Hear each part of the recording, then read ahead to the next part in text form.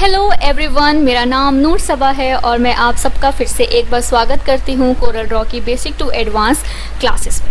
Okay, सो आज की video भी काफ़ी स्पेशल होने वाली है क्योंकि हम आपको जितनी भी क्लासेस दे रहे हैं, जितनी भी आपको ट्यूटोरियल्स हम प्रोवाइड कर रहे हैं, वो सारे ही बहुत एक्स्ट्रा ऑर्डिनरी हैं, सारे बहुत एक्स्ट्रा लेवल के हैं, ताकि आप कोरल ड्रॉ को बहुत बेसिक से लेकर एडवांस तक चीज़ों को सीख पाएँ।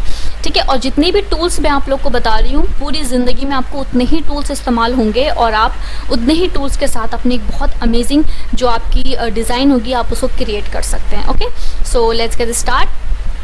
हम अपने कोरल ड्रॉ के ऊपर आ गए हैं और अब हम बात करेंगे अपने सर्कल के बारे में।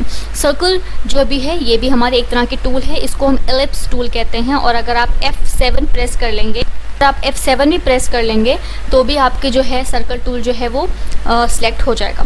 फिलहाल अभी हमें सिर्फ यहाँ पे सर्कल टूल को सिलेक्ट करना है और सर्कल आपका सिलेक्ट हो गया। ठीक है, ये आपने इस तरीके से सर्कल बना लिया। सर्कल से रिलेटेड आपको बहुत ज़्यादा डीप डाई करने की ज़रूरत नहीं है। सर्कल बेसिकली सिर्फ एक सर्कल बनाने के लिए इस्तेमाल होता है। ज़्यादा इसको आपको इसमें ज़्यादा अपना कंसंट्रेशन और फोकस लगाने की आवश्यकता नहीं है। लेकिन उसके अलावा भी मैं आपको बता देती हूँ। फॉर एग्जांपल अगर आप इसको बनाएंगे तो ये आपका ओवल शेप में बन रहा है, लेकिन आप जब कंट्रोल की प्रेस कर देंगे तो ये प्रॉपर एक सर्कल बनेगा। ठीक है, तो सबसे इम्पॉर्टेंट चीज़ जो थी वो यही थी कि यहाँ पर आपका एक प्रॉपर एक सर्कल बनेगा कंट्रोल के साथ अगर आप इसको बनाते हैं। उसके बाद यहाँ पर आपका एक और ऑप्शन दे रहा है, वो है 3 पॉइंट एलिप्स। 3 पॉइंट एलिप्स का क्या मतलब है, इसको मैं सिलेक्ट कर लेती हूँ और मैंने इसको यहाँ पर लाकर बना लिया। ठीक है, अब जैसे ही मैं इसको आगे बढ़ाऊंगी तो ये सर्कल में ऑटोमेटिकली बन जाएगा। ठीक है, तो बेसिकली ये इसलिए ताकि इससे ज़्यादा हमें एफर्ट्स नहीं करने पड़ते। ठीक है, बहुत आसानी से चीज़ बन जाती है। मगर आई होप सर्कल जो है वो भी हमारा जो काम है वो पूरा कर सकता है। ओके, अब हम अपने आगे शेप्स के बारे में बात कर लेते हैं। हमारी जो दूसरी शेप है वो है पॉलीगॉन टूल। ठीक है, मैं इस पर आ जाती हूँ। पॉलीगन को हम सेलेक्ट कर लेते हैं और यहाँ पर हमने एक पॉलीगन बना लिया। अब ये पॉलीगन रेक्टेंगल क्यों दिख रहा है, इसका मतलब ये है कि यहाँ पर आप देख रहे हैं, यहाँ पे सिर्फ 3 पॉइंट्स जो हैं वो सिर्फ सिलेक्ट हो रखे हैं। अगर मैं इंक्रीज़ कर दूँ, 4 कर दूँ, देन 5 कर दूँ, देन 6 कर दूँ, तो यहाँ पर एक प्रॉपर पॉलीगन या आपका हेक्सागन बन के तैयार हो जाएगा। तो यहाँ से आपको समझ में आ गया कि यहाँ से आप साइड्स के पॉइंट्स को इंक्रीज़ कर सकते हैं और डिक्रीज़ कर सकते हैं। ओके, यहाँ से आप अपने स्टेप्स को इंक्रीज़ कर सकते हैं और डिक्रीज़ कर सकते हैं। ठीक है जी, और ये मैंने आपको मिरर हॉरिजॉन्टल और मिरर वर्टिकल आपको पहले ही बता दिया था। विड्थ और हाइट मैंने आपको पहले बता दी थी। लॉक का जो काम होता है वो बता दिया था, और जो रोटेशन होती है एंगल की वो भी मैंने आपको पहले बता दी थी। ठीक है, तो अब हम दूसरे शेप की तरफ आ जाते हैं। सेम हमारा स्टार है, हम यहाँ पे लाकर अपने एक स्टार बना सकते हैं। ठीक है, और वहीं यहीं से हम अपनी एजेस को इंक्रीज़ और डिक्रीज़ कर सकते हैं। उसी तरीके से कॉम्प्लेक्स स्टार है, तो ये कॉम्प्लेक्स स्टार बेसिकली बहुत ज़्यादा इस्तेमाल नहीं होता है। हो सकता है स्टार भी बहुत ज़्यादा इस्तेमाल नहीं होता है। ठीक है, ये कुछ ऐसी शेप्स हैं जो कुछ ही सर्टन टाइप ऑफ डिज़ाइंस में इस्तेमाल करी जाती हैं। फॉर एग्जांपल अगर आप कोई यूनिवर्सिटी का लोगो डिज़ाइन कर रहे हैं तो छोटे छोटे स्टार्स आप यूज़ कर सकते हैं, जिससे कि लोगो जो है वो उसकी जो खूबसूरती है वो इन्हांस हो जाए। ठीक है, तो ऐसा नहीं है कि मतलब अब ऐसा भी नहीं है कि इनको हम बिल्कुल इस्तेमाल ही नहीं करते। इस टोटली अप टू कि आप किस तरह के डिज़ाइंस को क्रिएट करते हैं। हो सकता है आपके पास जो डिज़ाइंस आती हैं वो सारी स्कूल से ही रिलेटेड आएँ, तो हो सकता है सबसे ज़्यादा आप स्टार को ही इस्तेमाल करें या पॉलीगॉन को ही इस्तेमाल करें। ठीक है, मैं जो अपनी डिज़ाइंस क्रिएट करती हूँ वो मोस्टली ई-कॉमर्स स्टोर्स के लिए इस्तेमाल करती हूँ, तो मुझे इतना ज़्यादा स्टार की ज़रूरत नहीं पड़ती है। तो ये मेरी नीड है या ये मेरी ज़रूरत है या ये चीज़ मुझ पर डिपेंड करती है कि मैं अपनी डिज़ाइन को किस तरीके से देखती हूँ। उसी तरीके से ये आप पर भी डिपेंड करेगा कि आप अपनी डिज़ाइन किस तरीके से देखते हैं। ठीक है, तो इसको आप इंक्रीज़ कर सकते हैं। बेसिकली मैंने बहुत स्टार्टिंग में इसको यूज़ करा है, ऐसी बात नहीं है कि मैंने इसको बिल्कुल भी यूज़ नहीं करा है। कॉम्प्लेक्स स्टार को मैं ऐसे करके इसकी जो भी एजेस होती थी ना वो काफ़ी बढ़ा देती थी। तो जब मैंने इसको काफ़ी बढ़ा दिया, इसके एज 25 के अराउंड कर दिया, तो ये काफ़ी खूबसूरत सा सर्कल बन गया। अब मैंने इसके अंदर रेड कलर फिल कर दिया और मैंने इसकी एजेस को हाइड कर दिया। नाउ अब मैं क्या करूँगी, यहाँ पर टेक्स्ट लूँगी और लिख दूँगी मैं 10% ऑफ।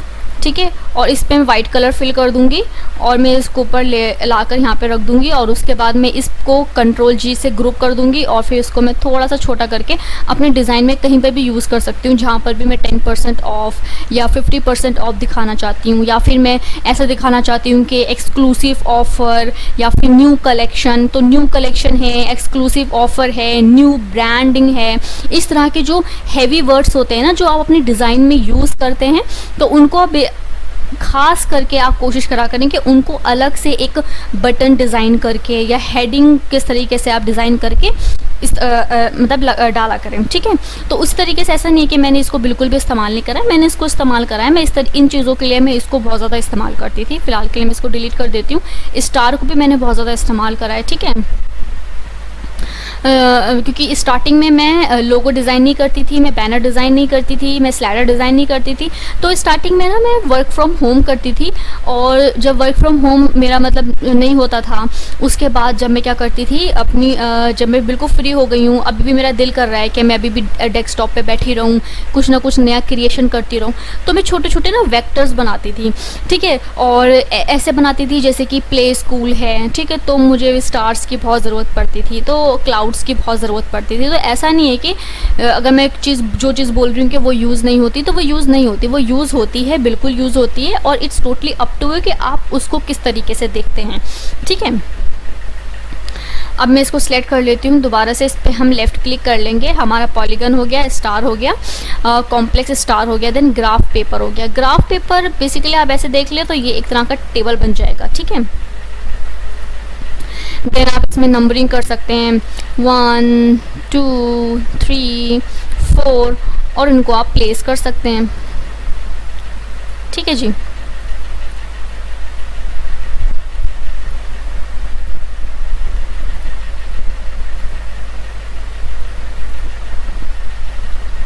ठीक है, आप एक चीज़ और भी कर सकते हैं, आप किसी भी इमेज, अच्छा ठीक है, फॉर एग्ज़ाम्पल बारबी इमेज,